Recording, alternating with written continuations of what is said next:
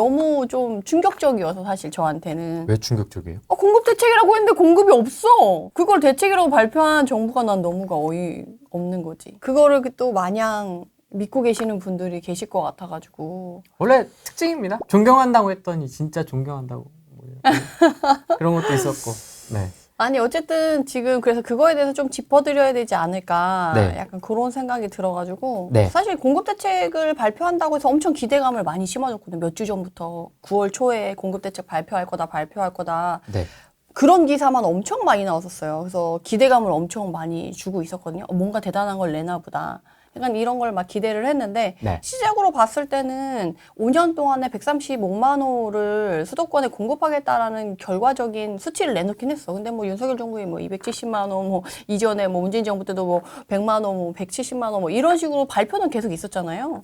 근데 그런 것들이 의미가 있었냐라고 보면 의미가 없는 경우가 많았고 그냥 그게 거의 뭐 말뿐인. 그러니까 명분을 그냥 면피용으로 한 거지. 근데 이번에는 면피용이라는 게 또 너무 드러나는 게 사실은 우리가 쓰고 있던 이 물량 자체를 책정하는 그 기준 자체가 입주 물량, 공급 물량이잖아요. 그러니까 입주 물량, 공급 물량도 뭐 1년 내 입주 물량, 2년 내 입주 물량, 3년 내 입주 물량에서 입주 물량은 3년까지밖에 알 수가 없잖아요. 분양하고 나서 그 다음에 이제 입주하는 것들이 산정이 된 물량이니까 그것만 해도 사실 그렇게 완전 근시일내에 가까운 입주 물량이 아닐 수도 있어요. 그러면 사람들이 실제적으로 내가 입주를 해서 들어갈 수 있어야지 공급했다라는 의미가 있는 거잖아요. 근데 착공 기준으로 이걸 바꿨잖아요. 입주 물량을 착공 기준으로 바꿨다라는 거는 지금 난 분양을 받았어. 3개월에서 6개월 내에 분양을 받았어. 근데 이 착공 물량으로 분양을 받은 집은 아무리 빨라도 정말 공사에 정말 열을 올려서 모든 걸 올인해서 영혼까지 갈아 넣는다 그러면 3년 내에 들어갈 수 있는 거고 아니면 보통 5년 정도 전후가 되거든요. 그러면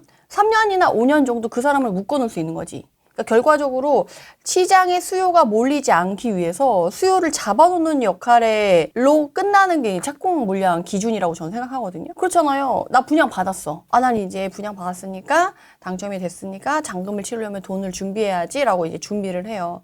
그러면서 이제 집에 들어갈 걸 준비를 하는데 그 이후가 이제 3년이나 5년이 걸린다는 거지. 아무리 빨라도.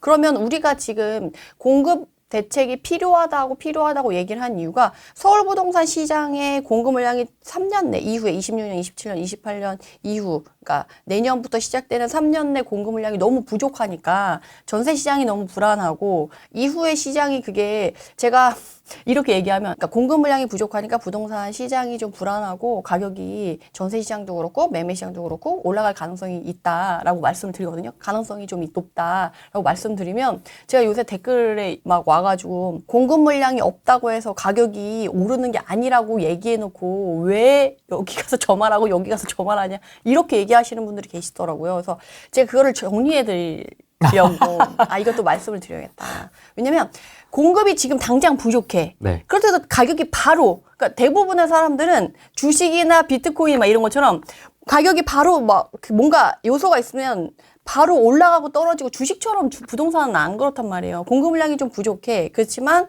주변에 이제 환경 때문에 그 반응이 바로 나타날 수도 있고 나중에 나타날 수도 있고 그래서 제가 금리의 효과 그리고 공급 물량의 효과로 시장의 반응이 나타나는 건 그러니까 반반이라고 말씀드렸었거든요. 50%. 그러니까 금리가 오를 때 뭐 집값이 떨어지거나 뭐 아니면 공급 물량이 많을 때 집값이 떨어지거나 이런 것들이 정비례적으로 우리가 생각했을 때 이럴 때 집값이 떨어지거나 오를 거야라고 생각했었던 그 관계가 반반만 맞았고 반은 틀렸다라는 거예요. 근데 지금 제가 말씀드리는 의미는 공급 물량이 이후에 3년 동안 부족하니까 그 3년 동안에 부족한 게 지속이 되면 그 기간이 누적이 돼서 그 시장이 점점 영향을 미칠 것이고 지금 같은 경우 정보가 또 워낙 빠르기 때문에 사람들의 반응이 좀 빨리 나타날 수 있으니까 그거에 대해서 대비를 해야 된다라는 느낌으로 말씀을 드리는 거지 지금 바로 전세가 폭등하고 매매가 폭등하고 이렇게 말씀드리는 건 아니라는 거죠. 그래서 제가 올해는 보합이나 서울은 강보합 쪽으로 갈 거고 수도권도 강보합 쪽으로 갈 거고 내년부터는 조금 더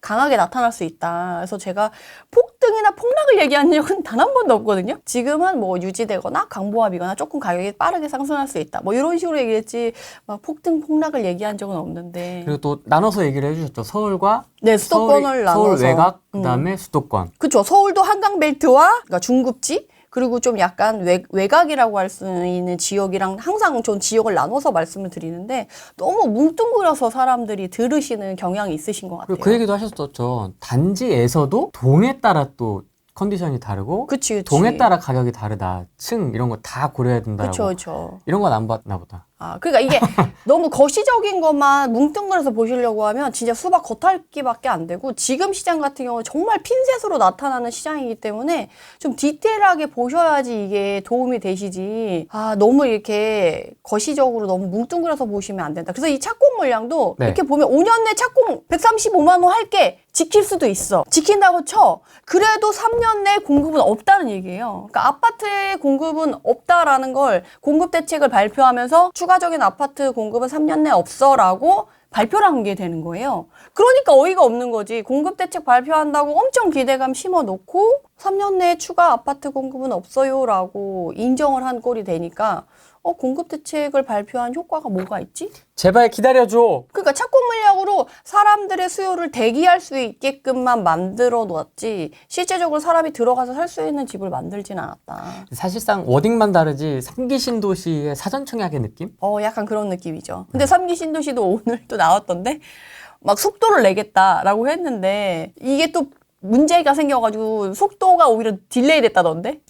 왜냐면 정부가 의지가 만만해. 그럼 주민들은 어때? 토지 보상이나 이런 것들에 대해서 좀 더 세게 요구를 하겠죠. 네, 정부의 입장은 마음이 급하니까 속도를 내고 싶어서 빨리빨리 처리하고 싶어서 이렇게 가자라고 하는데 이 사람이 급한 걸 알고 있어. 이게 그렇잖아요. 사실 서로 밀당을 하게 되는데. 그렇죠. 내가 왜냐면, 땅 주인이야. 땅 주인 입장에서는 더 받고 싶지. 그러다 보니까 이게 의견이 입장이 다 다르다 보니까 3개 신도시 속도도 빠르지 않을 것 같고 쉽지 않다. 그래서 이번에 단기 그러면 주택 공급이 지금 3년 내에 힘드니까 이 사람들도 공급대책 발표하면서 추가 아파트 공급은 없어라고 얘기를 하면서 얼마나 명피가 조금 힘들겠어요. 이번에 공급대책 발표했을 때 전문이 52페이지더라고요. 봤더니. 엄청 길더라고요. 공무원들 힘드실 것 같아. 국토부 공무원분들 정말 진심으로 존경합니다.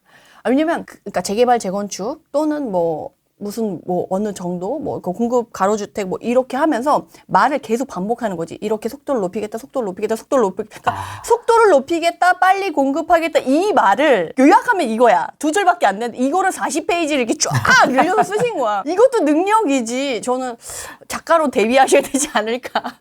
약간 그런 생각이 들 정도로 공무원분들 진짜 힘드시겠다라는 생각이 들었어요. 공공부문에 딱 이렇게 파란색도 해놨어. 친절하게.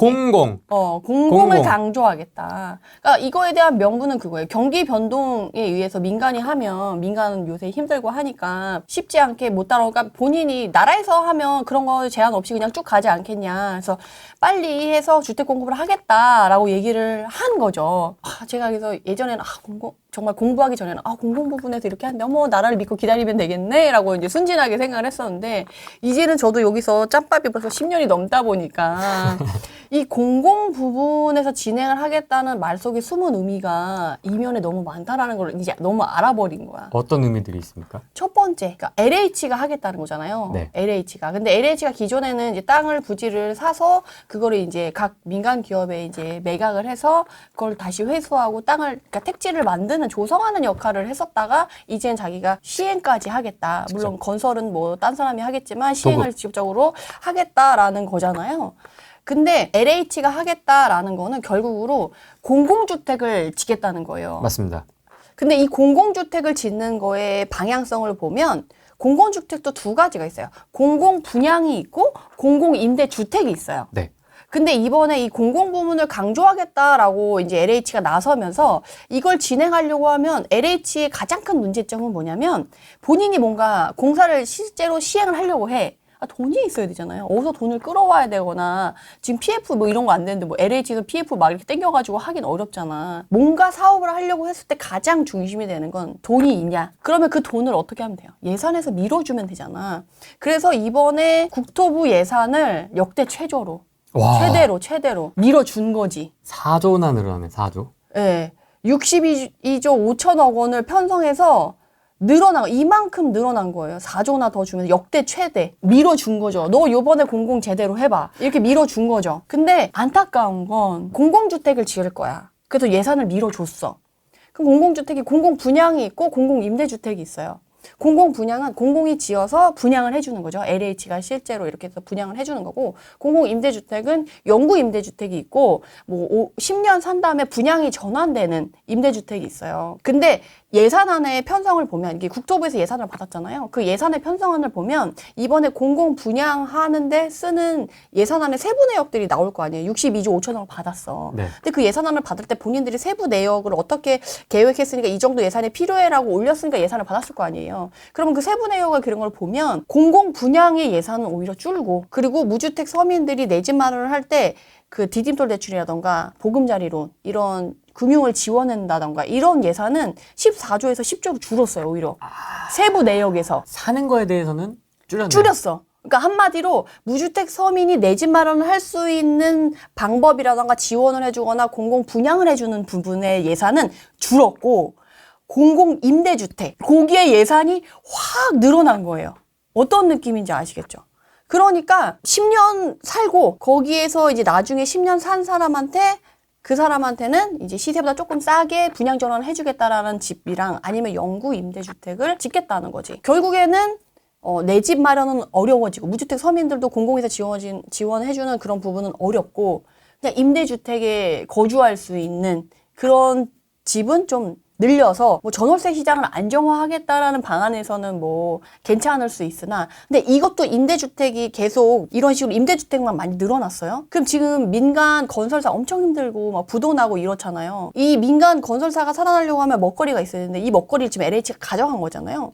그러면 민간 건설사나 토목이나 이런 부분이 도산되거나 사업이 위축될 가능성이 있어요. 근데 이전에 제가 한번 말씀드린 게 규제 역설이라는 책이 루마니아 나라 제가 소개한 거 기억나실지 모르겠어요. 그 루마니아에서는 1990년대 공산주의가 붕괴되면서 나라가 기존에는 새로 독립을 하면 집을 한 채씩 나눠줬어. 이런 식으로 해줬는데 이 공산주의가 붕괴되면서 나라가 갖고 있던 집을 전 국민한테 싸게 이제 배포를 하면서 다들 내 집 마련한 거예요. 그래서 96%가 집을 갖고 있어. 그래서 문제가 뭐가 되냐면 민간 건설사나 토목이나 이제 집을 다 갖고 있는데 집을 지어도 사람들이 사줄 사람이 없는 거예요. 그래서 그 건설이랑 토목 사업이 완전 망해가지고 그 경제의 한 축이었던 건설 경기가 확 꺼지면서 고용이나 이런 데 문제를 일으키거든요. 근데 우리나라도 그런 식으로 LH가 점점점 이런 식으로 커진다고 생각해봐요. 그럼 전월세 시장이 불안해서 공공에서 임대를 해가지고 이제 공급을 해줬어. 그럼 전월세 시장은 안정이 됐어. 근데 민간 건설사의 건설 부분은 LH가 그 부분을 가져가서 다 점점 비중을 늘려간다라고 하면 민간 건설사에서 가져가는 이런 경제 부분에서 담당하고 있던 부분이 꺼질 거 아니에요. 그러면 뭐 LH에서 얼마나 뭐 고용을 늘릴지 모르겠지만 고용적인 부분도 그렇고 이 건설이나 토목 사업이 발전하는 기반도 좀 떨어지고 경제 비중에서 차지하는 그 경제 비중이 좀 떨어지겠죠. 그러니까 경제 성장률이 떨어지겠지. 그래서 경제적인 영향으로도 영향을 미칠 거고, 결국에는 만약에 임대주택을 많이 늘렸어. 그럼 결국엔 또 뭐가 되냐? 민간 건설사에서 이제 전월세를 공급하는 역할에 힘을 잃을 거잖아요? 그럼 민간에서 분양을 했어. 그래서 일명 다주택자들이 집을 사. 그래야지 본인 실거주자가 사면 전월세 매물이 시중에 안 나오잖아요. 결국엔 다주택자가 집을 사줘야 시장에 전월세 매물이 나오는 거니까. 그래서 민간 건설사가 다주택자한테 분양을 해서 그 사람이 사서 전월세를 공급하는 거랑 공공이 본인들이 시행을 해서 전월세, 임대주택으로 하는 거랑 뭔 차이가 있냐라고 했을 때 민간이 이제 공급하는 부분이 없어졌어요. 공공만 남았어. 그렇게 보면 기준이 민간이랑 공공이랑 같이 있을 때는 공공의 입장에서는 민간에서 분양을 해서 다주택자가 전월세를 낸 거보다는 공공이 그거에 비해서는 뭐 10%, 시세보다 10%, 뭐 20% 싸게 거주할 수 있게 지원을 해주거나 해주겠다라고 말이 나와요. 근데 민간이 살아남지 못했어. 사라졌어. 공공만 남았어. 공공 입장에서는 어때요? LH도 돈 벌어야지. 그쵸. 그리고 나라도 지금 국간이 비었다고 해서 사업을 하려고 하는 거잖아요. LH가 이번에 사실 속도를 빨리 하기 위해서 뭐 하겠다고 이런 것도 있지만 부동산 시장에 이제 그것 때문에 막 그 가격이 올라서 어쨌든 거기서 나오는 수익들이 상당히 크다라는 걸 이미 나라도 알고 있기 때문에 저는 거기 사업에 LH도 같이 참여를 하게 된 거라고 저는 생각을 하거든요. 왜냐면 나라도 어떻게 보면 하나의 기업이에요. 그 기업에서 수익이 난다라고 하면 본인들도 뛰어들고 싶은 거지. 그래서 LH라는 이름으로 저는 뛰어들었다라고 생각을 하고, 그렇게 되면 나중에 LH가 경쟁할 민간이 없어졌다. 그러면 저는 LH가 얼마나 공공에 기여하기 위해서 시세 기준이 이제 없어질 수가 있는데, 이게 무너질 수가 있는데, 그러면 이제 공공임대 사시는 분들은 큰 메리트 없이 그냥 공공임대 계속 살아야 되는 그런 수준이 올 수가 있죠. 이건 조금 먼 미래일 수 있는데. 그리고 앞으로 뭔가 집을 구하는 사람들도 LH만 바라보게 되는. 그렇죠. 그리고 이 LH의 임대주택에 살려고 하면 소득 수준이 제한이 돼야 돼요. 소득 그렇죠. 수준이 일정 부분 이상으로 넘어가게 되면 이 집에 나가야 돼. 자산 기준도 있고. 네네. 그리고 그런 데도 있어요. 그 신혼부부라던가 이런 특공으로 들어갔다라고 하면 몇 년 내에 애를 낳아야 돼. 애를 안 낳으면 나가야 돼. 실제로 저는 그런 사연을 받았거든요. 그래서 7년 내에 애를 낳아야 되는데 본인들은 아기를 낳을 생각이 없으시대. 그래서 자기는 내년이나 내후년에 임대주택에서 나가야 되는데 앞길이 막막하다 이러신 분들 계셨거든요. 그리고 문제는 뭐냐 그러면 이렇게 임대주택이 많이 늘어나서 이렇게 사셨어. 그러면 이후에 뭐가 되냐면 지금은 집이 있냐 없느냐에 따라서 이제 자산이 많이 늘었나 적게 늘었냐. 그래서 가치가 있는 부동산을 갖고 있냐 아니냐에 따라서 자산이 많이 갈렸잖아요. 근데 지금 나중에는 후에 조금 더 지나가서 LH가 역할이 커진다라고 하면 이후에는 내가 LH에서 그러니까 임대주택에 살고 있냐 아니면 내 집을 갖고 있냐에 따라서 저는 자산의 격차가 엄청 벌어질 거라고 생각이 들거든요. 이제는 내가 그냥 전월세에 사는 거랑 이제 임대 전월세에 사는 거랑은 또 한 번 자산의 격차가 벌어질 수밖에 없다라는 생각이 들어요. 왜냐면 이쪽에 살려면 자산이 일정 부분 이상 늘어나면 나가야 되니까 이걸 유지하기 위해서라도 본인이 자산을 모을 여력이 안 될 수가 있어요. 원래 이 LH의 역할은 사회 초년생이라던가 자산을 모으기 전에 또는 상황적으로 되게 힘드신 분들의 자립을 돕기 위해서 지원해주고 밑바탕이 됐다가 이 사람들이 자립을 하게 되면 좀 더 큰 물로 이렇게 내보내는 역할에 그렇죠. 저는 그거라고 생각을 했거든요. 소위 말하는 주거 취약계층. 네, 주거가 없어서 힘드신 분들한테 최소한의 그 안전장치를 마련해주고 그분들이 이제 자립을 하게 돼서 회복을 하게 되면 이제 자립을 해서 이제 큰 물로 내보내드리고 더 클 수 있게 해야 되는데 여기 이렇게 붙잡아두고 있는다고 해서 이게 만능은 아니라는 거지. 그래서 저는 이번에 발표를 보고 이 공공 부분으로 진행을 하겠다라는 걸 보고 이런 속내가 이렇게 보이면서 좀 미래가 너무 조금 두려워진다? 그리고 여기에 이제 안주하시려고 하는 사람들이 너무 미래에 대한 대비를 못 하시지 않을까? 약간 삶은 개구리 증후군이라고 하잖아요. 나라에서 준다는데 뭐 거기 살면 되지. 따뜻한 온천욕을 즐기다가 이게 물이 점점 뜨거워져가지고 삶아질 수가 있으니까 이거를 좋게만 바라보실 분들이 분명히 계실 텐데 그거에 대한 이면도 조금 챙기셨으면 해가지고 제가 이렇게 이 공공 부분에 대한 숨은 이면이 이렇게 좀 숨겨져 있다. 그리고 이번에 이 국토부에서 예산을 많이 받아갔잖아요. 네. 거기서 많이 받아온 것 중에 또 비중이 많이 늘어난 게 한 182%, 191% 뭐 이런 식으로 늘어났더라고요. 워낙 예산이 그렇게 크진 않았는데 이번에 예산을 많이 받아서 그렇게 막 점프 뛰듯이 늘어난 거지. 근데 그 점프 뛰듯이 늘어난 예산 중에 하나가 매입이에요. 매입 임대. 지금 당장 3년 내 공급이 어려우니까 기존에 이제 신축으로 이제 분양하는 애들을 매입을 하는 거야. 근데 아파트는 너무 비싸서 매입을 할 수가 없어요. 그래서 다세대 빌라 위주로 이제 신축으로 분양하는 것들을 매입해가지고 임대주택으로 주겠다라는 예산이 확 늘어났거든요. 뭐 180%, 190% 이런 식으로. 근데 문제는 사람들이 살고 싶어 하는 데는 아파트라는 거지. 그래서 실제적으로 지금 24년 기준으로 그 LH가 빌라를 그런 식으로 분양하는 빌라를 매입해가지고 임대주택으로 했는데 5% 정도가 공실이래요. 사람들이 빌라로 임대주택을 살아라고 이렇게 사람들한테 모집을 받았고 신청을 받았는데 아무도 거기에 지원을 안 한 거야. 그럼 집이 비어 있는 거죠. 그러면 그 5%의 그 집이 비어있는데 그 예산이 거기에서 줄줄 새고 있는 거잖아요, 결국에. 묶인 거네. 근데 이번에 또 그걸 늘렸다는 거예요, 문제는. 그러니까 이런 부분들이 이게 맞나? 이런 생각이 드는 거지. 왜냐면 지금 빌라 시장이 또 박살났잖아요. 근데 이번에 전세 보증 비율 또 낮춘다 그래가지고 지금 빌라 시장은 더 난리 났어요.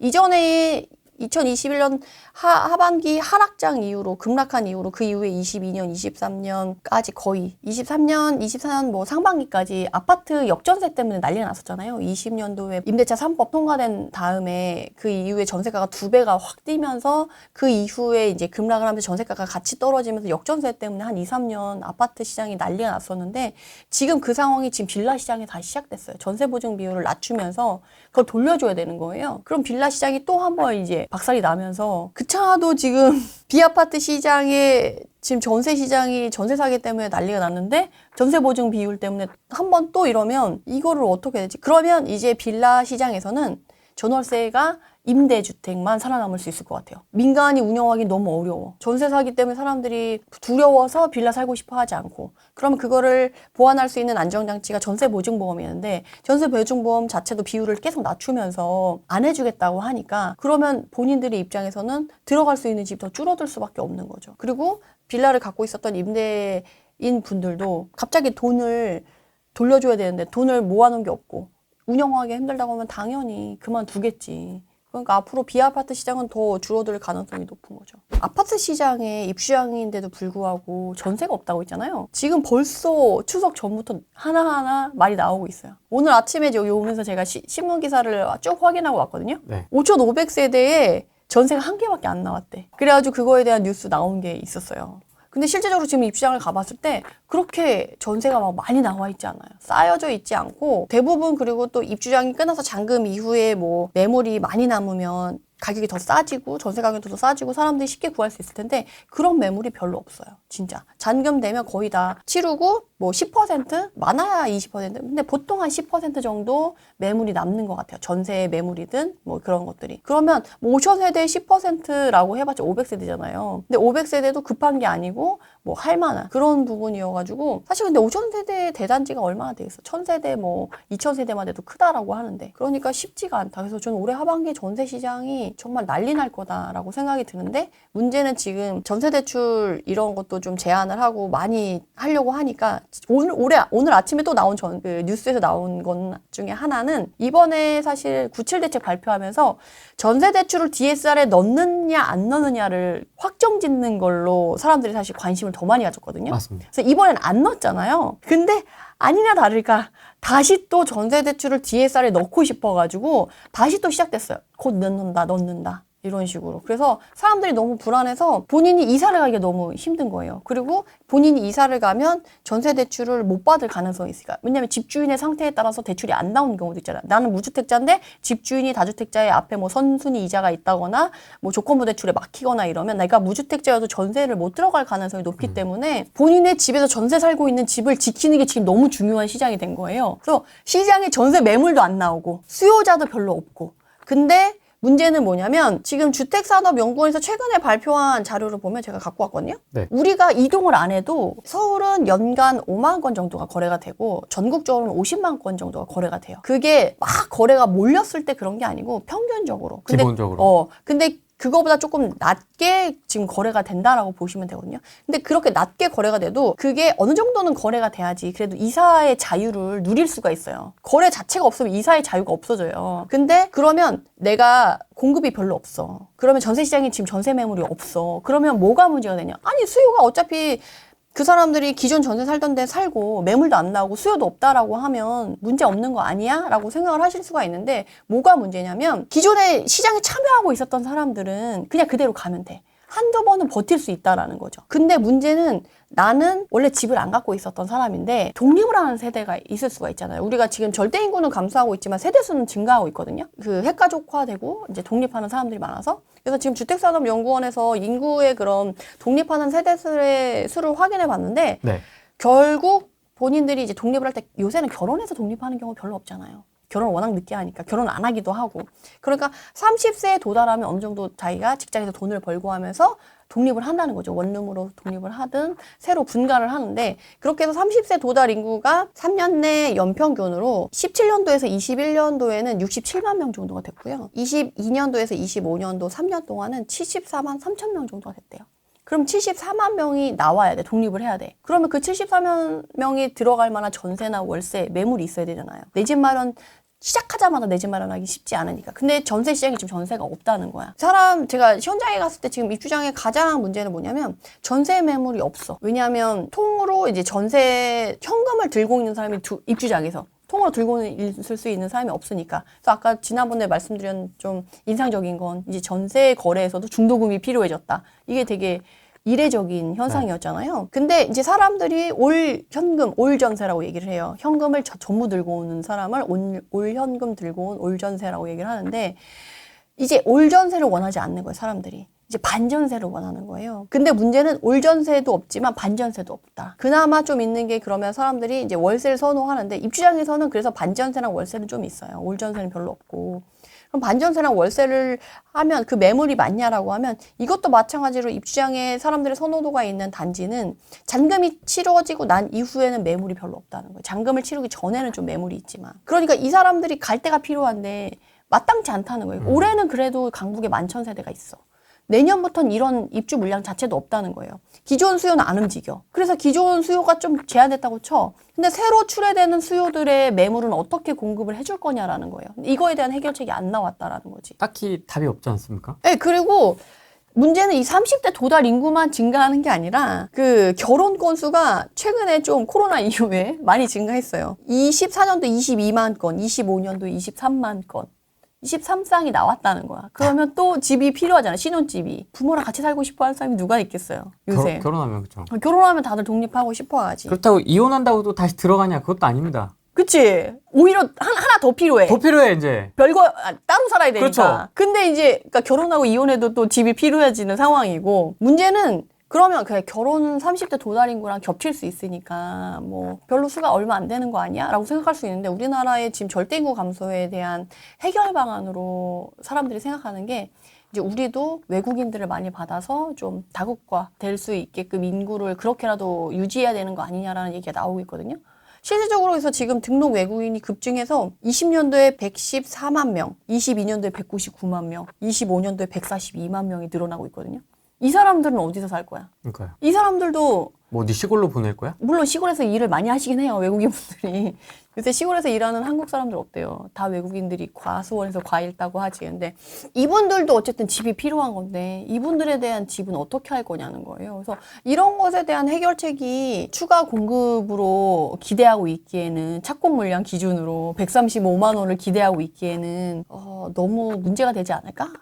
근데 정부도 이걸 알고 있어. 그래서 단기 공급 방안도 발표를 했어요. 신속 공급 모델? 뭔 말이야? 신속 공급 모델을 통해서 단기 공급을 확대하겠대.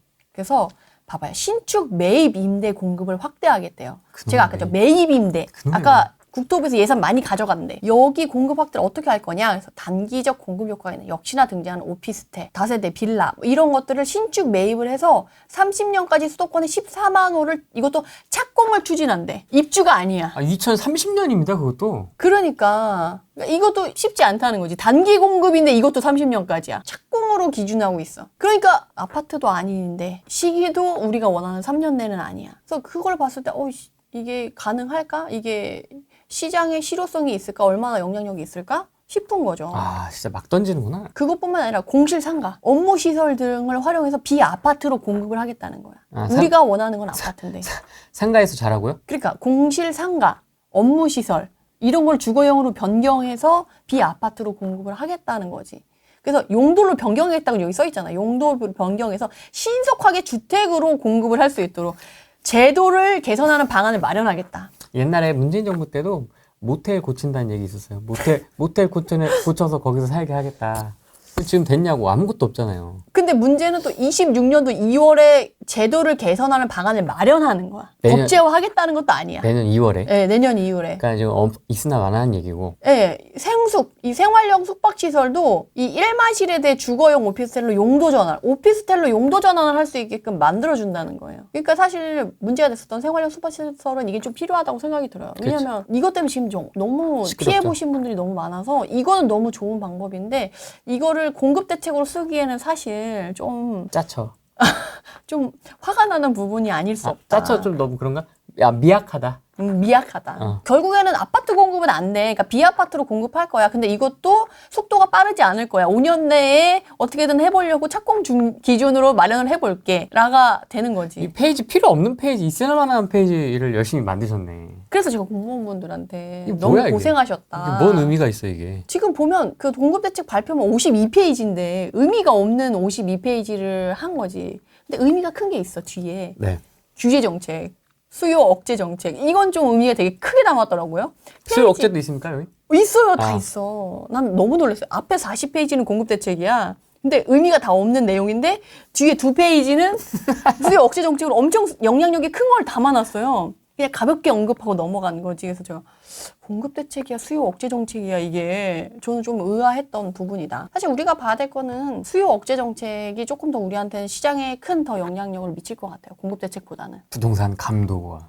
네네. 감독 기능을 강화하겠다는 거죠. 네. 근데 이 감독을 강화하는 게 사실은 여기서 얘기하는 불법 이상거래나 편법 자금 조달을 차단할 수 있는 기반을 마련한다라고 하는데 이제 불법이나 이상거래를 잡아내는 거 너무 좋아요. 근데 제가 현장에서 봤을 때 이렇게 감독 기능을 강화하면서 합동 점검을 되게 많이 나오거든요. 토지거래허가구역 해제 재지정 됐을 때 그때 제가 봤을 때 토지거래구역이 해제됐을 때 우리가 잠삼대청이라고 하죠. 거기에 한 2주간 사장님들이 문을 닫았었어요. 나온다. 점검이 나와서 컴퓨터를 들고 가버리니까 아예. 그 시기에 그냥 2주 쉰 거예요. 2주 쉬어서 나왔는데 이제 토지거래 허가구역을 재지정한다라고 해가지고 이제 다시 한 번 또 시끄러웠잖아요. 이제 그때는 사장님들이 이제 휴가를 갈 수는 없는 거야. 그때 거래가 막바지에 이루어질 게 있으니까. 그래서 거래를 하려고 부동산 문을 열어놓긴 하는데 점검이 너무 수시되더라고요. 오전에 한 번 나오고 오후에 한 번 나오고. 근데 오전에 오후 한 번인데 제가 그때 잠실에 있을 때거든요. 부동산이 이렇게 쫙 있잖아요. 거기는. 그럼 저 끝에부터 이렇게 쭉 점검을 계속 올 거 아니야. 그러면 이쪽부터 온다고 하면 이쪽 끝에 있는 부동산은 떨고 있는 거잖아. 이 거래를 못하고. 거래하는 중간에 들어와가지고 중이니까 나중에 올게 이렇게 안 한다니까? 그냥 들고 가버리니까. 그럼 일을 어떻게 하냐고. 그러니까 그러면 거래 중간에라도 문을 닫아야 되는 거예요. 그니까. 저는 이런 걸 현장에서 너무 많이 봐가지고 그러니까 불법이나 이상거래 잡는 건 너무 좋은데 이번에 부동산 사장님들 문 닫으신 분들 너무 많아요. 지금 거래 이런 식으로 옥죄여가지고 거래가 안 나와서 먹고 살기 힘들어서 폐업하신 분들 많고 권리금 주고 사서 들어갔는데 권리금 못 받고 그냥 폐업하신 분들이 너무 많거든. 근데 이런 식으로 이제 이상거래를 하고 편법 자금 조달을 차단할 수 있는 기반이라고 했는데요. 제가 너무 이쪽에 고였나 봐. 제가 고인물이 돼서 이 편법 자금 조달 이면에 숨은 내용이 바로 느껴지는 게 이제 불법 의심 사례는 세무조사 하겠다고 했잖아요. 네.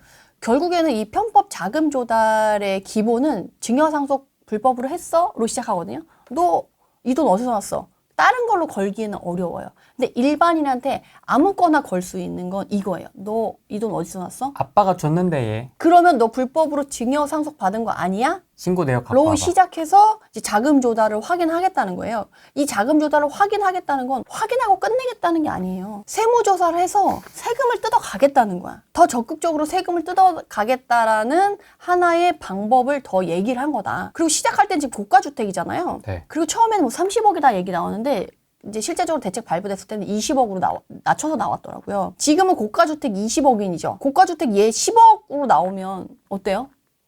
받아들일 수 있을 것 같아요? 없을 것 같아요? 없을 것 같아요. 일반 사람들도 받아들일 수 있어요. 그래 고가 10억 맞지? 이런 식으로. 그러면서. 근데 나중에는 이제 고가가 빠질 수도 있어요. 그러면 주택 신고가 거래에 다 세무조사가 들어갈 수 있다는 거지. 아 이렇게 하겠죠. 아파트. 그러니까 이게 뭐냐면 옛날에는 세무사 공무원들이 한정이 되어 있어서 털 수 있는 게 한계가 있었어요. 큰 피라미드를 건드려봤자 어차피 세금 조금밖에 못 거두니까 인력 낭비가 더 커서 큰 굵직굵직한 분들만 이렇게 털어서 세금을 이렇게 추징하고 했었는데 지금은 AI가 발달해가지고 이걸 포착한다면서요? 학습시켜가지고 이제 피라미드이고 뭐고 상관없이 다 이걸 할 수가 있게 된 거예요. 그래서 이제는 이제 적극적으로 세무조사를 해서 이제 곳간을 채우겠다. 라는 이제 의지가 좀 만만하지 않나라는 생각이 들었어요. 더 큰 게 남아 있어요. 뭐 자금조달 계획서가 이제는 이제 투기과열지구에서 토지거래 허가구역으로 확대된 것도 맞고 더 큰 거 이제 나오죠. 수요관리 내실화. 내실화라고 쓰고 읽기는 수요 억제 정책 이렇게 쓴 규제지기 LTV 강화 봐보세요. 규제지역 내 주택담보대출을 40%로 강화. 50에서 40%. 사실 주택담보대출을 지금 6억 규제로 상한선을 정해놓고 있잖아요. 이것도 마음에 안 든다는 거지. 이제 그 밑에 6억 이하로 대출받을 수 있었어도 50%에서 40%로 줄여서 더 대출을 줄여가겠다, 옥죄겠다라는 얘기예요. 그리고 9월 7일에 발표해서 9월 8일에 바로 시행한다. 네. 너무 여실하죠. 네. 일요일날 발표. 그쵸. 그 다음에 주택 매매 임대사업자 대출을 제한하겠다. 빵프로가 되거든요. 이제 다주택자한테는 대출 금지였었잖아요. 이제는 사업자 대출도 금지로 간 거예요. 그나마 이제 사실 경매하시는 분들이 많이 활용하는 게 이제 사업자 대출이었거든요. 네, 매매 사업자. 네, 주택 매매 사업이나 이제 임대 사업자는 못 쓰고 매매 사업자를 많이 썼었는데 이걸 LTV를 빵프로로 만들면서 이제 금지. 이제 경매 시장에도 그래서 영향이 좀 가지 않을까. 그러니까 이거 한번 경매하시는 분들 얘기 들어봐야 될 것 같아요. 어떻게 할 건가. 한번 불러서 확인한다면 저도 좀 알려주세요. 그러니까 좀 궁금하지 않으세요? 저도 좀 궁금하더라고요. 이거 어떻게 뚫어나갈지? 그러니까. 그래서 지금 경매, 그나마 강의시장 중에 살아있는 게 이제 경매인데, 경매였는데. 경매 시장에도 이 사업자 대출을 막으면서 쉽지 않아질 것 같다라는 생각이 들더라고요. 0%가 됐다. 그 다음 게 이제 전세 대출 한도도 일원화하겠다.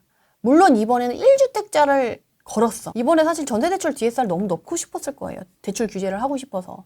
근데 당선된 지 너무 얼마 안 됐고 실수요자까지 이렇게 하면 너무 여론이 안 좋을 것 같으니까 1주택자라는 조건을 걸긴 한 것 같아요. 1주택자 전세 대출 한도를 2억 원으로 일원화했다. 전에 우리 현장에서 찌라시 돈다라고 얘기했을 때 매매가도 주담대로 일원화해서 딱 6억 정액제로 가지만 전세 대출도 그럴 수 있다라고 말씀드렸었잖아요. 네. 그거에 대한 이게 이제 요걸로 이제 표현이 됐다라고 보시면 돼요. 이제 나중에 이 1주택자의 표현도 없어질 수 있다. 그리고 전세 대출의 DSR이 들어가는 건 정말 시기상의 문제다라고 말씀드렸는데 더 성큼 다가왔다라는 거를 알 수가 있죠. 그리고 다음은 바로 대박은 이거예요. 대박. 대박? 예, 예. 별표 치려고 그러네? 네, 별표. 별표 3개. 본인이 핵심 지역 관심 있다. 별표 5개. 토지거래 허가구역 지정공짜를 확대하겠다. 왜 확대하고 싶을까요? 원래 시장님이 하셨는데. 그러니까 시도지사가 하고 있었는데 국토부 장관이 이걸 가져오고 싶은 거예요. 왜 가져오고 싶을까? 확대 지정하고 싶은 거지. 지정하고 싶은 지정을 안 할 거면 이게 필요가 없거든. 무조건 지정하겠다는 얘기예요. 그래서 오늘 아침에 또 뉴스가 떴더라고요. 과천 분당 규제 지역 될 가능성 높다라는 식으로 뉴스가 나왔더라고요. 마포성동도 있고. 마포 성동도 있고. 서울은 기본이에요. 솔직히. 지금 그렇죠. 강남 3구랑 용산 다 묶었잖아요. 통으로. 그러면서 뭐 거래가 잘 안 됐던 애들도 있는데 왜 다 묶었냐라고 했을 때 풍선 효과가 걱정된다. 지금 솔직히 저는 한강벨트는 당연히 묶일 거라고 생각을 하고요. 네. 이게 시기의 문제일 뿐 이걸 사실은 저는 서울시 전체를 묶을 수도 있다고 생각이 들어요. 왜냐하면 맞습니다. 풍선 효과가 될 수 있으니까. 그럼 서울시 전체 경기도에서는 과천이랑 분당은 기본으로 가는 거예요. 그러면 나머지 서울생활권에 남은 경기도권에서 빨리 거래할 사람은 거래해야 된다. 그래서 제가 어떻게 보면 이전에 제가 왔을 때 현장에서 이제 돈이 있어도 사고 싶어도 못 사는 시장이 올 수 있다라고 이상거래가 포착됐다라고 얘기했던 적이 있었잖아요. 그래서 그 뭐 유력 네, 정치. 예, 최측근일 것 같은 사람이 그렇게 얘기하고 사왔다라고 했는데 이게 이거였어. 이게 하나의 이제 발로였을 수 있던 거죠. 토어제 확대 이거였어. 그렇죠. 실거주 바로 6개월 이내에 들어가지 못하면 돈이 있어도 이제 못 사는 거야. 그래서 토지거래 허가구역이 이제 확대 지정되기 전에 여러분들이 이제 좋은 지역에 내가 서울시나 경기도권에서 유력하게 후보지로 올라가고 있는 서울생활권의 지역들에 내 집 마련하고 싶다 하시는 분들은 지금 카운트다운이 시작됐다라고 보시는 게 맞아요. 언제 국토부 장관이 나와서 지정해버리면 끝나요, 바로. 그리고 이거는 뭐 연한이 5년 있거든요. 5년 끝나고 바로 새로 지정하면 돼요. 이거는 본인이 원하는 그 시기에 언제라도 계속 할 수 있어요. 이 거래가 안 나와, 이러면 또. 실거주자만 거래할 수 있고. 우리 노원은 안 올랐는데요? 그러니까 그게 문제라는 거예요. 우리 구로도 안 올랐는데요? 그러니까 노도강, 금강구 입장에서는 지금 서울시 전체 통으로 묶으면 너무 억울한 거지. 근데 그러면 노도강, 금강구 빼고 토지거래 허가구역으로 다 지정한다. 그럼 그쪽으로 풍선 효과 나타나지 않겠어요? 또 풍선 효과 되게 싫어하잖아요, 또. 그러니까 그게 안 돼. 통으로 묶을 가능성이 저는 높다라고 봐요. 그래서 내 집 마련 지금 고민하시는 분들은 지금 정말 심각하게 고민하셔야 된다라고 말씀드리고 싶어요. 돈이 있어도 못 사. 그리고 이제는 제가 토지거래 허가구역의 문제점 지난번에 말씀드렸었죠. 토지거래 허가구역 내에서 거래가 늘면 늘수록 전세 매물이 사라진다. 그럼 핵심 지역에는 이제 전세로 들어갈 수 있는 가능성은 점점점 떨어져요. 그렇죠. 그러니까 거주 자체가 불가능한 거예요. 여기는 더 성벽을 만들어주는 거야. 돈이 있는 실거주 가능한 사람만 들어갈 수 있는 유니크한 동네가 되는 거지. 진격의 거인. 그러니까요. 맨 안쪽. 거기 아무나 못 살잖아, 이제. 거기 아무나 못 살잖아. 이제 이 토지거래 허가 구역이 하나의 그 성곽이 될 수 있다라는 거죠. 찍어주는 거야. 아무나 못 사는 동네야, 이제. 전 딱 이거 보고, 이 규제 대책의 핵심은 이거였다. 이걸 알고 있었어, 그 유력 정치인의 측근은. 그러니까. 이거 할 걸 알고 있었던 거지. 그분이 그래서 거기 가가지고 오전에 집 보고 오후에 계약서 쓰고 그날에 실거래가 바로 하라고 한 거야. 그래서 이상하다고 해서 물어보니까 이제는 네. 어, 돈이 사고 있어도 싶어도? 못 살 수 있어. 싸게 사는 건 중요하지 않아 라고 얘기하면서 그렇게 이상거래를 하고 가신 분이 이해가 되는 거지. 이거였다. 언제 지정이 돼도 이상하지 않아요. 내일 나온다고 해도 이거 우리가 막을 수 없잖아. 그냥 그런가 보다 해야 되는 거지. 그리고 토지거래 허가구역 지정되면 되게 불편해지시는 거 알죠? 거래를 허락을 받을 때까지는 진행도 안 되고 뭐 내야 될 게 많아. 증빙해야 될 게. 그러니까 앞으로 쉽지 않아질 거다. 뭔가 이번에도 이렇게 담쟁이 덩굴처럼 이렇게 서서히 꼬여가는 것 같지 않으세요? 이번에도? 역시나? 서서히가 아니고 대놓고 아니에요? 나는 그거에 동의할 수 없네. 서서히에 동의할 수 없네. 아, 이렇게? 이 토지거래, 저는 이 97의 공급 대책의 핵심은 저는 이거라고 봐요. 토지거래 토지. 허가구역 지정관자 확대. 이거라고 봐요. 이거는 시장에 정말 큰 영향을 미칠 거예요. 서울시 다 묶고 과천 분당 다 묶었다고 생각해봐. 시작이 그렇게 시작됐다고 봐보세요. 다 묶였어. 그럼 거래 어떻게 할 거야? 그러면 경기도에 남은 서울 생활권으로 확 몰릴 것 같지 않아요? 어머, 풍선 효과네? 묶고. 서울 묶고 수도권 전체 묶고 뭐가 남아? 다 털리는 거지. 어떻게 하라는 거야? 그리고 전세 시장에 지금 어떻게든 해결 방법이 없어요. 지금. 근데 보증 비율을 지금 90에서 80으로 낮춘다고 했거든요? 근데 이것도 70으로 낮추고 싶어 해요, 사실은. 그럼 이러면 또 보증 비율에 가입 가능한 금액 내에서만 전세가가 형성해도 나머지는 또 월세되거든요? 부동산 시장에 이제 참여하려고 하는 사람들, 이제 막 2030, 아까 30대 도달하는 인구, 결혼하는 인구, 이분들이 가야 될 집이 없어요, 없어. 목이 메여요? 네네, 무슨 뭐. 6, 7, 8, 9. 4개월밖에 안 됐어요. 근데 이미 몇 년 지난 것 같아요, 느낌은. 3, 4년 된 것 같지 않으세요? 느낌은 벌써 몇 년 지났어. 피로도가 어. 우리가 너무 예민하게 받아들여서 그런가? 부동산 관심 없는 사람들은 괜찮나? 우리가 너무 민감한 거일 수도 있습니다. 아니, 왜냐면 이미 문재인 정부 때 경험을 했었으니까 그 피로도가 채 가시지 않은 상태에서 또 그걸 기반으로 해서 이게 밑으로 다 내려가서 없어진 다음에 새로 쌓는 게 아니라 맥스를 한 상태도 더 쌓고 있으니까 이 피로도가 이게 풀리지 않았죠. 전혀 풀리지 않았었지. 그다음에 여기 이렇게 근데 여기 더 쌓이고 있으니까. 쌓고 있어요. 젠가 같이. 그러니까 이게 너무 시장에서 살아남을 수 있는 사람이 많지 않겠다. 그리고 거주 비용이 증가될 수밖에 없는 상황이 점점 늘어나니까 서민들은 진짜 이제 상류층과 중산층, 하류층 이렇게 있었잖아요. 하류층? 뭐라고 해야 돼? 서민. 이렇게 수도수들 나누잖아요. 상위권, 중위권, 수두라. 하위권. 수두라, 하위권. 이렇게 나누잖아요. 브라만, 크샤트리아.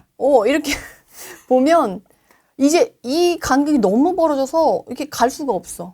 그리고 이제 이후에는 내 집 마련 자체가 하나의 특권층이 될 수도 있겠다라는 생각이 들어요. 전월세 산 사람이랑 이제 내 집을 갖고 있는 사람이랑 이 간격 너무 벌어져서 내 집을 갖고 있다는 것 자체가 특권층이 될 수도 있겠다라는 생각이 들 정도로 매매 시장도 꽉 막혀 있어. 전월세 시장도 깝깝해. 대출도 깝깝해.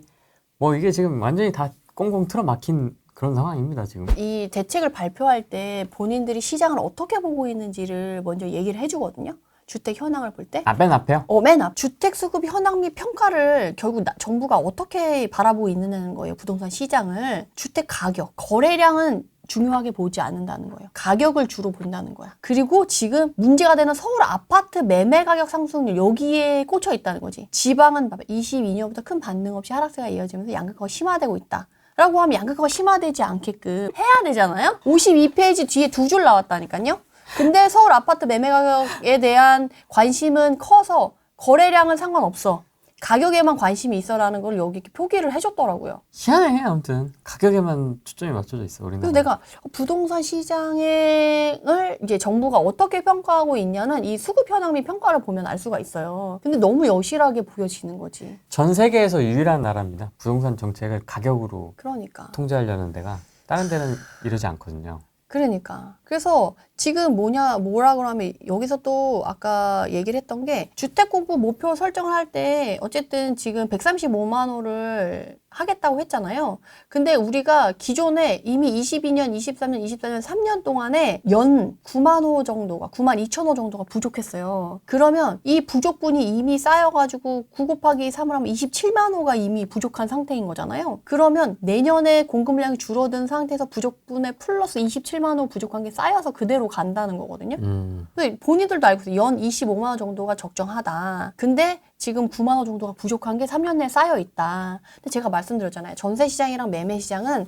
공급이 부족한 상태에서 공급이 한 번 부족해서 바로 집값이 막 폭등하고 전세가가 폭등하는 건 아니지만 이 시간이 쌓이면 쌓일수록 누적이 되면서 시장에 영향을 미쳐서 가격을 상승시키게 되고 영향을 주게 된다고 있잖아요. 근데 지금 3년 동안 9만 호가 부족했어. 그럼 지금 총 27만 호가 부족한 상태죠. 근데 이 상태를 기초로 깔고 내년부터 공급 부족이 더 서울 부동산 시장부터 시작해가지고 시작이 되는 거니까 뭐 수도권도 마찬가지로 전국적으로 그러면 이게 그 영향을 미치는 여파가 점점점 커지지 않겠어요? 그래서 저는 걱정하는 게 바로 이 부분이거든요. 그리고 공급이 부족하다고 바로 집값이 떨어진다 이렇게 얘기해 드리는 게 아니라는 거예요. 그래서 여러분들이 들으실 때도 조금 잘 들으셔야지 정확하게 이해를 하실 수가 있다라고 말씀드릴 수 있을 것 같아요. 그리고 지금 집 살 때 아니라고 어떤 분이 그러시는데요? 사지 말라고? 2027년까지 기다리라고 합니다. 27년에 전세가가 만약에 그 전에 안 오른다고 27년에는 정말 전세 가격이 확 오를 가능성이 너무 높죠. 그래서 27년에 왜 그때까지 기다리라고 하는지는 모르겠는데 만약에 지방이라고 하면 기다리는 건 맞는 것 같아요. 근데 서울 수도권에서 기다리면 이전에 우리가 봤던 전저점 있죠. 그리고 이후에 이제 전고점이 있잖아요. 이후에 이렇게 등락을 하면서 상승을 하잖아요. 근데 이후에 한 5년, 10년 지났을 때의 전저점 있죠. 최저점 있죠. 전저점이 지금의 최고점보다 전 높을 수 있다고 생각이 들어요. 서울 수도권에, 그러니까 웬만한 우리가 이번에 한강벨트 지역, 그리고 뭐 과천, 분당 이런 지역들은 5년, 10년이 지나서 전저점의 가격이 지금의 최고가보다 높을 수 있다고 저는 생각이 들어요. 그래서 그런 좀 사람들이 너도 나도 원하는 지역들은 본인의 상황이 왔을 때 집값이 쌀 수도 있고 비쌀 수도 있거든요. 근데 제가 10년 넘게 여기에서 시장에 있어 보니까 상황이 되는데 집값이 너무 높은 경우도 있고 그래서 그때 못 샀어. 근데 나중에 5년, 10년 집값이 떨어지고 나서는 본인이 상황이 안 돼서 또 못 살 수가 있거든요. 안 산 것과 못 산 것. 그런 게 맞물리다 보면 지금 10년 전에 한강벨트 지역의 가격이랑 10년 후에 지금 한강벨트 지역의 가격이랑 비교를 해보면 그래도 그때 비싸다고 했던 가격이 지금은 너무 싼 상황이 된 상황이거든요. 지금 당장 3년 전으로만 돌아가도 가격이 반값이에요. 거의. 그러면 10년 전으로 돌아가서 고가였다고 해도 지금 가격보다는 훨씬 싸거든. 서울의 한강벨트나 이제 경기도권의 뭐 과천, 뭐 성남 지역, 유력한 지역들을 보고 있다라고 하면 저는 시기를 좀 늦추는 건 오히려 힘들 수 있다. 그리고 토지거래 허가에 묶이면 돈이 있어도 실거주가 불가능한 상황이면 매수 자체가 불가능해지기 때문에 기회까지 박탈당할 수 있다. 그거를 좀 말씀드리고 싶었어요. 최근에는 또 지방 분들이 토어제 되기 전에 또 매수하려고 그렇게 또 문의를 많이 한다고 그럽니다. 그러니까요. 왜냐면 지방에 사시는 분은 지방 신경 안 써줘. 그럼 내가 내 살 길을 찾으려면 서울 수도권으로 올라올 수밖에 없죠. 지방 분들도 다 알고 있거든. 본인들 상황을. 모르는 게 아니에요. 어쩔 수 없이 그렇게 하는 건 차라리 본인의 자산을 지키기 위해 어쩔 수 없지. 그걸 저는 막을 수도 없다고 생각해요. 너는 지방 사니까 그냥 지방에 집 사고 알아서 그냥 있어. 이런 불평등이 어디 있어요. 내가 하고 싶은 대로 해야지. 내 돈 가지고 내가 사고 싶은 데 사겠다는데. 저는 그건 막을 수 없다고 생각이 들어요. 마포, 성동 30억 갑니다. 곧 옵니다. 오, 예측하시는 거예요, 호랭이님? 아니 그냥 분위기가 심상치 않은 것 같아가지고. 왜냐면 지금 그 마포성동 가시는 분들의 대부분이 흑수저 고소득자 분들이 많으세요. 맞벌이 고소득. 예. 근데 그분들은 또 이게 또 이 열정과 이게 실행력이 만만하시거든. 그러니까 이제 진입이 아예 불가능해지기 전에 진입하겠다라는 사람들은 가시거든요. 이제는 딱 옥석이 가려질 거예요. 가치가 있는 그런 지역들은 가격이 올라갈 거고 나머지는 그냥 이대로 머물거나 이거보다 더 떨어질 수도 있다. 그래서 어쨌든 이 절대인구 감소 이슈랑 양극화 이슈랑 이거 똘똘한 한치 이 세 개가 합치면 그 핵심 지역의 가격 상승의 그 연료를 끊임없이 퍼부을 수 있을 거다라고 저는 생각이 들거든요. 이제 거기는 이제 그냥 거주를 위한 부동산 시장이라고 보면 시장을 이해할 수 없어요. 거기는 자산 시장이라고 보는 게 맞아요. 그래서 여러분들이 지금 판단하실 때 좀 나한테 좀 도움이 되는 그러니까 전문가들도 여러 분 많잖아요. 그래서 뭐 지금 마음에 위로가 되거나 이런 전문가분들도 정말 좋지만 그래도 5년이 지나고 10년이 지났을 때 내 자산에 도움이 될 수 있을 것 같은 사람의 말을 들으시는 게 조금 더 유지하지 않나. 왜냐면 내일이 좀 달라졌으면 하잖아요. 5년이 지나고 10년이 지나고 했는데도 지금 내 상황이 별반 다르지 않다. 아둥바둥해서 사는 게 별반 계속 가야 된다 그러면 너무 슬플 것 같으니까 미리 좀 준비를 하시면 좋을 것 같습니다. 제가 청량리에 신축을 입주권을 가지고 있는데요. 조합원인데 네. 그 이문 휘경 뉴타운 때문인지 생각보다 많이 오르지 않아가지고 네. 현재 대출은 없고 신혼부부인데 약 현금을 1억 정도 가지고 있거든요. 네. 지금 이런 상황인데 갈아타기를 지금 해야 될지 아니면 조금 좀 오를 때까지 기다리고 좀 그 이후에 갈아타기를 해야 될지 고민 중이라 연락을 드렸거든요. 그럼 지금 선생님 어디 거주하고 계세요? 지금은 그냥 용인에 네. 전세 그냥 구축 아파트에서 전세로 살고 있습니다. 청량리 어디쯤 말씀하시는 거죠? 청량리 7구역입니다. 그럼 혹시 다음에 가고 싶은 데는 정해지셨어요? 다음에 가고 싶은 데는 고덕 쪽 그라시움이나 아, 과천 신축 쪽으로 좀 생각을 하고 있거든요. 여기 지금 이 청량리 입주권 이게 지금 가격이 어느 정도 돼요? 지금 부동산에서는 약 11억 5천의 매물이 있고 네네. 그 이후에는 뭐 거래가 되진 않는데 이제 곧 입주라 입주 시기에는 좀 오를 것 같긴 한데 어떻게 할지 좀 고민이어가지고. 새로 아파트가 들어가면, 여기.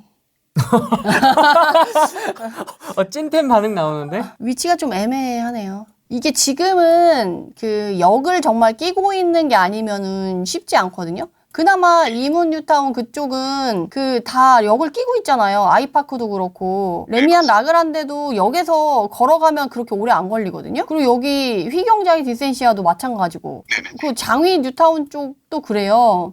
이쪽에서 역에서 바로 이렇게 가면 되는 거라서 지금 요번에 분양했던 좋았던 분위기가 좋았던 단지들의 특징은 다 역을 끼고 있어서 실거주자들의 선호도가 높았던 지역이라서 집값이 조금 최근에도 불구하고 좀 상승한 부분이 있거든요. 이 롯데캐슬 하이루츠는 조금 입지가 조금 애매해요. 서울치고 청량리역을 끼고 있었으면 여기 레미안 크레시티 정도만 돼도 여기랑 비교하면 너무 속상하실래나?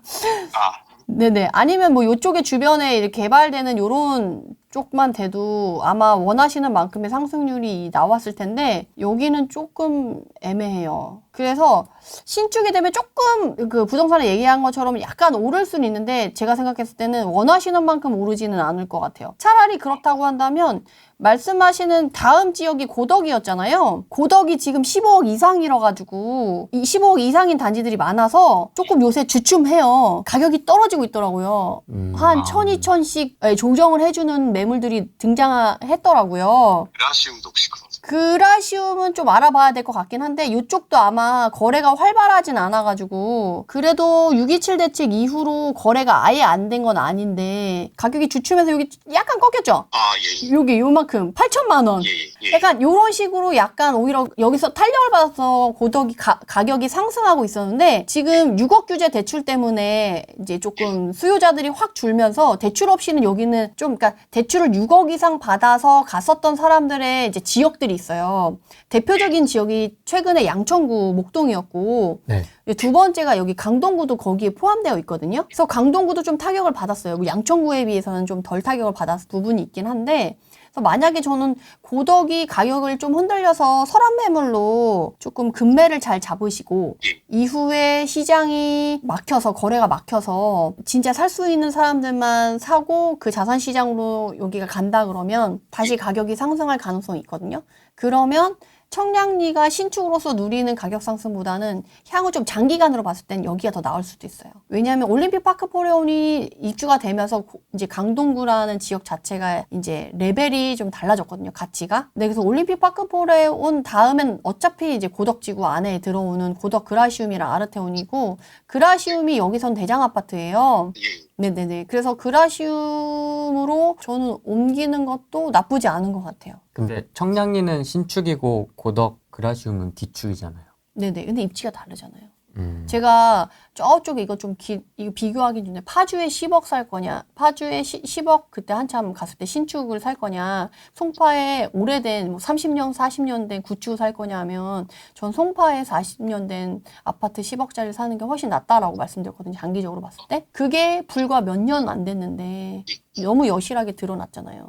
그러니까 이게 탄탄함의 정도가 달라요. 청량리는 신축이라서 조금 이게 그 신축발로 갈 수가 있는데 그거는 5년 미만이고 그리고 이것도 11억이 넘기 때문에 위에 이제 전세 놓을 때도 뭐가 문제냐면 올 전세 현금을 6억 이상 들고 있는 사람이 많지가 않아요.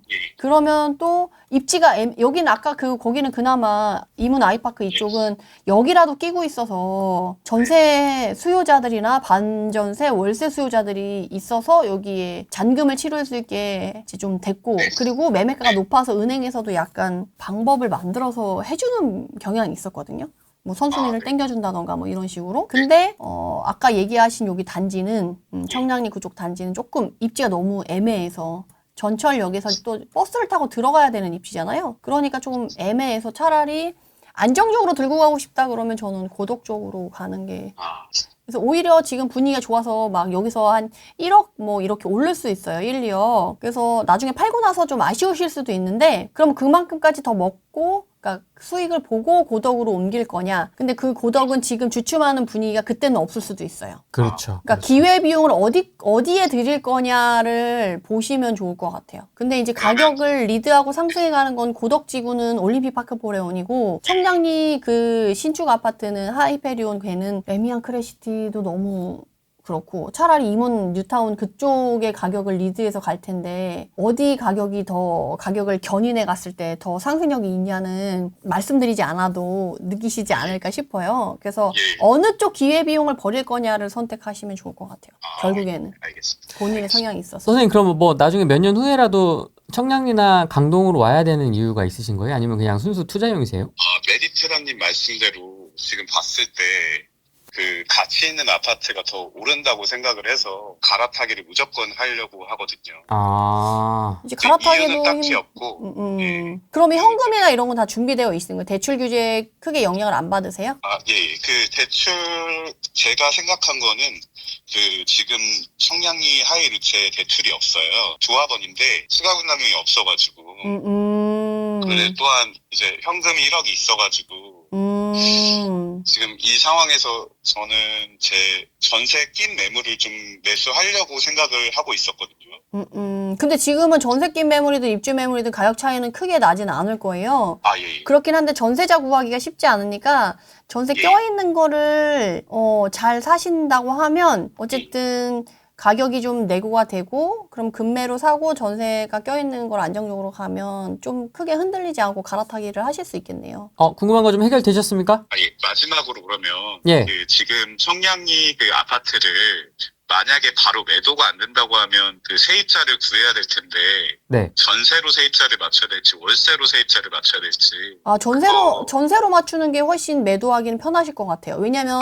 투자금이 적게 드니까. 근데 예. 지금 전세대출 규제는 조건부 대출이잖아요. 소유권이 바뀌는 상황에서 대출이 안 나오는 거잖아요. 예. 근데 이미 전세자가 들어와 있어. 근데 나는 이거를 실구주를 못하고 투자용으로 좀 내 집 마련인데 좀 돈이 없으니까 금액이 조금 들어가는 집을 미리 사놓는다라는 개념으로 했을 때는 전세자가 들어있는 게 훨씬 사기에 부담이 덜하죠. 월세나 반전세는 현금을 많이 들고 있는 사람만 살 수 있잖아요. 네네. 그러면 매수자의 수요층이 줄어들게 되니까 매도를 했을 때는 이제 전세를 충분히 높게 받아놓은 게 매도할 때는 오히려 편하실 수 있을 것 같아요. 알겠습니다. 감사합니다.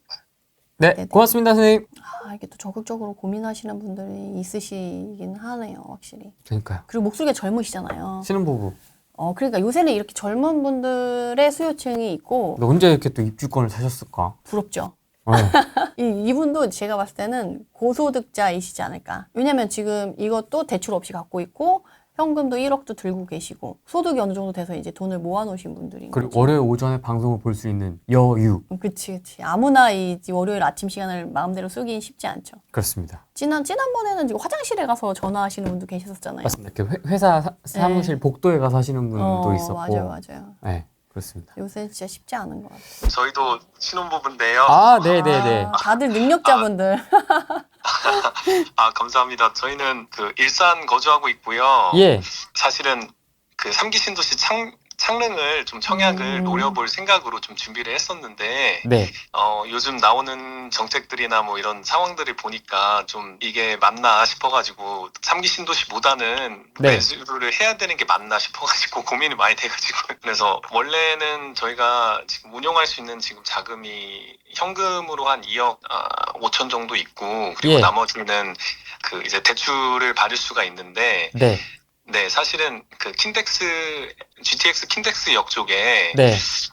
오피스텔 전세로 들어갔다가 나중에 창릉을 들어갈 생각으로 저희가 준비를 하자고 이렇게 얘기를 했었거든요. 네. 저희가 아직 결혼은 하진 않은 상태인데 결혼 이제 곧 하거든요. 네네. 그러면 현금이 2.5억에 대출 풀로 받는다고 해도 6억 정도네요? 그렇죠. 그러면 총 8.5억 가지고 움직이셔야 되네? 그 최대한은 이론상으로는 그런데요. 네.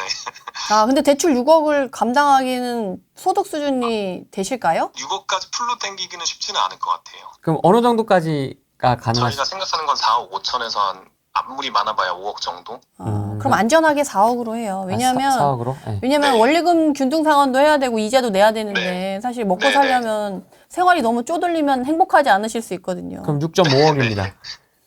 아, 6.5억. 애매하다. 가격이 조금 애매하다. 창릉 신도시. 근데 저희도- 이게 출퇴근을 어디로 하시는 거예요? 저희 둘 다 그 일산에서 일하고 있고요. 아, 일산에서 아. 일을 하시는 거예요? 네, 그 킨텍스이역을 고른 이유가 거기서 둘 다 가깝거든요. 그럼 여기서 노려볼 수 있는 건 창릉 거기가 유일하겠네요. 어떻게 보면. 가격대도 그렇고. 이게 지금 그 선택을 하려고 네네네. 하는데 네네. 프랭이님도 그렇고 이제 많은 분들이 좀 말씀하시는 게 그 네네. 정부 정책도 그렇고 뭐 임대부로 나온다 네네. 뭐 그런 얘기도 있고 청약이 안 될 확률도 있다 보니까 그쵸, 그러면은 그쵸. 지금 매수를 하는 게 맞나라는 생각이 좀 들더라고요. 근데 지금 운용할 수 있는 자금으로 일산 지역에서 갈 수 있는 데가 어디가 있을까 아무리 생각해도 풍동지구는 아닌 것 같고 거기 풍동에 좀 신축들이 들어온 데도 있고 아닙니다. 들어오기도 하는데. 아닙니다. 근데 제가 조금 말씀을 드릴 게 지금 일산 사시는 네, 네. 분들한테 제가 쌍욕을 먹을 수도 있는데 일산이 사실 일개 신도시 너무 좋거든요, 사실은. 네. 근데 GTX가 지금 생겼는데도 불구하고 좀 빛을 못 보고 있잖아요. 가격이나 이런 움직임. 네. 그래서 사실 그러니까 상승장이 오면 조금 나아질 거긴 한데 하락장에서 네. 지금 빛을 못 보는 이유가 그럼에도 불구하고 어쨌든 업무지구랑의 거리가 일산에서 원래 근무를 하시는 거면 문제가 안 되시지만 일산에서 나오기가 너무 번거롭고 힘든 상황이잖아요. 교통편으로는. 그래서 이제는 고양시에서 일산보다는 덕양구가 훨씬 메리트가 있어서 그러니까 만약에 서울 밖으로 나오면 너무 가격대가 안 맞으니까 네. 못한다고 한다고 하면 그래도 공공 쪽으로 가긴 하지만 100% 공공 임대 쪽으로는 하진 않을 거예요. 공공 분양이라도 가격대가 맞으면 5년, 10년 거주하면서 분양 전환을 받으시는 것도 나쁘지 않을 것 같아요. 차라리 이 정도 가격대면. 알겠습니다. 네네. 차라리 네. 분양하는 주택으로 좀 신혼부부시니까 신혼부부 특공을 노리시면 또 나쁘지 않을 것 같거든요. 그렇게 해서 창릉 쪽에 하시면 그나마 괜찮을 것 같아요. 요번에 덕은지구 여기 됐을 때도 가격이 2배가 됐거든요. 시기가 좋아서. 원래는 여기 DMC 한강자이 더 헤리티지랑 디에트르 한강 여기 있잖아요. 분양을 여기 단지들이 6억대 했어요. 거기 지나가면서 많이 봐요. 네, 완전 마포생활권이잖아요. 네네. 근데 지금 이게 지금 11억, 10억 이렇게 하거든요. 그렇더라고요. 네네. 창릉이 바로 요 위에 있어요. 이 덕은지구 네네. 위에가 이제 창릉이거든요, 여기. 여기 내에서는 그나마 좀, 근데 얘랑은 좀 다른 게, 여기선 버스 타면 바로 여기 역을 이용할 수 있긴 한데, 네. 여기서도 버스를 타면, 뭐 GTX나 뭐 다른 역으로 이동이 가능하긴 해지겠죠, 여기 밑에 역들. 비슷하다라고 하면, 여기 창릉지구 안에서도 지금 보면 위에서부터 지금 아마 할 것 같긴 여기서부터 지금 하고 있잖아요. 그래서 입지를 봐서 기다렸다가 하든지 아니면은 네. 그래도 뭐라도 이렇게 하나 해서 신혼 특공으로 해서 6억대 정도면 여기를 노려보시는 게 나을 것 같아요. 지금 구축을 좀 핵심 지역에 와서 사기에는 가격대가 너무 애매해서. 네네. 그럼 만약에 플랜 B는 뭐가 있어요? 플랜 B? 네. 근데 플랜 제가- B를 안 하셔도 될 것 같아. 신혼부부 특공이면 거의 되지 않아요? 가점 없어도? 신혼부부 특공이 진짜 강해요. 신혼부부가 안 돼봐가지고. 신혼부부 같은 경우도 제가 네네. 좀 공부를 좀 요즘에 많이 하고 있는데 네네. 애가 없으면은 이게 타이밍 맞게 애가 나왔더라고 하더라도 네네. 제 주변에 한 명 있는데도 애가 떨어진 네네. 경우도 있어가지고 근데 창릉지구는 네. 하남 교산지구보다는 좀 인기가 많진 않을 거예요. 그래서 사실은 이 가격대면 하남 교산에도 얼마 전에 5억대, 6억대 분양을 했거든요. 20평대. 네네.